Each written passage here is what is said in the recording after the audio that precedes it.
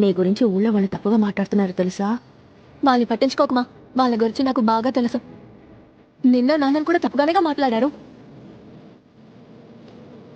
ఎలాగే ఇవన్నీ తట్టుకుంటున్నావు? నా వల్ల కావడం లేదే. వీటి గురించి ఆలోచించడానికి సమయం లేదమ్మా. పని పాట లేని వాడే మిగతా వాళ్ళ విషయాల్లో తలదూరుస్తాడు. వీటన్నిటిని పట్టించుకుంటే ముందడుగు వేయలేం. నేనెప్పుడు వెళ్ళే దానికి ఆలోచించుకోండి. ఆ దేవుడి మీద భారంగా ఇప్పుడు బండి ఎదుర్కోబోతున్నాడు. చూసేవాడిని పోతూ ఉండడమే.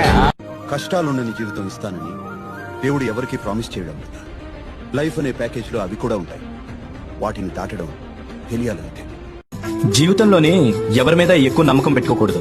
ఎందుకంటే వాళ్ళు ఎందుకు మన జీవితంలోకి వస్తారో తెలీదు, ఎందుకు దగ్గర అవుతారో తెలీదు, ఎందుకు మాట్లాడతారో తెలీదు, ఎందుకు వదిలేస్తారో తెలీదు. బాబు, డబ్బు సంపాదించడం ముఖ్యమే, కానీ 10 పైసలైనా కూడా అది మనం కష్టపడి సంపాదించిందై ఉండాలి. చూడు బాబు, ఎప్పుడూ ఎవరి మీద ఆధారపడకూడదు. నీ కష్టార్జితంతోనే బ్రతకాలి, సరేనా? ప్రేమించాం కదా అని అరిస్తే వేరే వాడు వచ్చి ఓదారుస్తాడు. అప్పుడు వాడి మాటలు మంచిగా, నీ మాటలు చెడుగా కనిపిస్తాయి. మనలాంటి వ్యక్తి మనకి ఎదురైతే తెలుస్తుంది మన కోసం మన అనుకున్న వాళ్ళు ఎంత భరిస్తున్నారో సర్దుకుపోతున్నారు. నువ్వు ఇగ్నోర్ చేసినప్పుడు కాదు, నిన్ను ఇగ్నోర్ చేసినప్పుడు తెలుస్తుంది మన. మనకు చాలా నచ్చిన వ్యక్తి మనకు అస్సలు నచ్చిన విషయాన్ని తెలియకుండా చేస్తే ఇన్ని రోజులు వాడు చేసిన మంచి విషయాలని మన కళ్ళకి అస్సలు కనపడవు. చివరిగా చేసిన చెడ్డ విషయమే పెద్దగా కనపడుతుంది. ఈ మధ్య మన బాధని చెప్పుకుంటుంటే వినేటప్పుడు బాగానే వింటున్నారండి, కానీ పక్కిలు మోసేస్తున్నారు. అందుకే మనుషులతో కాకుండా ఆ చెట్టుతోనో, నీటితోనో, సూర్యుడితోనో, గాలితోనో మనసులో ఉన్న చెప్పుకుంటానండి. దాంతో లోపల ఉన్న బరువు తగ్గి తేలిగ్గా అనిపిస్తుంది. మన మనుషులు ఎలాంటి వాళ్ళంటే, నువ్వు 20 కాదు 30 సంవత్సరాలు మంచి చెయ్యి. నువ్వు చేసిన ఈ 30 సంవత్సరాల మంచి కన్నా చివర ఎప్పుడో ఒకప్పుడు ఒక చిన్న నింద పడుతుంది చూడు, దాన్నే పట్టుకుని వేలాడతాం. ముందు జరిగిన మంచినంతా మర్చిపోతాం. చివరగా వచ్చిన నిందని చుట్టూ 10 మందికి చేరుస్తాం. ఇంతేనా మనం? ఇంతకు మించి ఎదగం.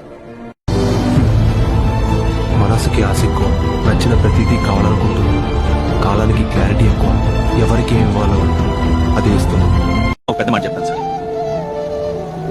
కడుపుకు మించిన భోజనం, అర్హతకి మించిన ఆశ, అవసరానికి మించిన డబ్బు అరగదు సార్. మామూలుగానే మా బంధువులు మమ్మల్ని అసలు కలుపుకోరు. చుట్టుపక్కలే ఉంటారు కానీ అసలు పట్టించుకోరు. వాళ్ళ పిల్లలతో కూడా ఆడుకునిచ్చేవారు కదా బావా.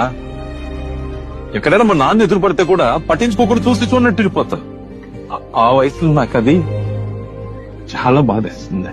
ఎవరిని ఏమనడానికి లేదు బావా, ఎవడికి వాడు వాడికి మంచోడే.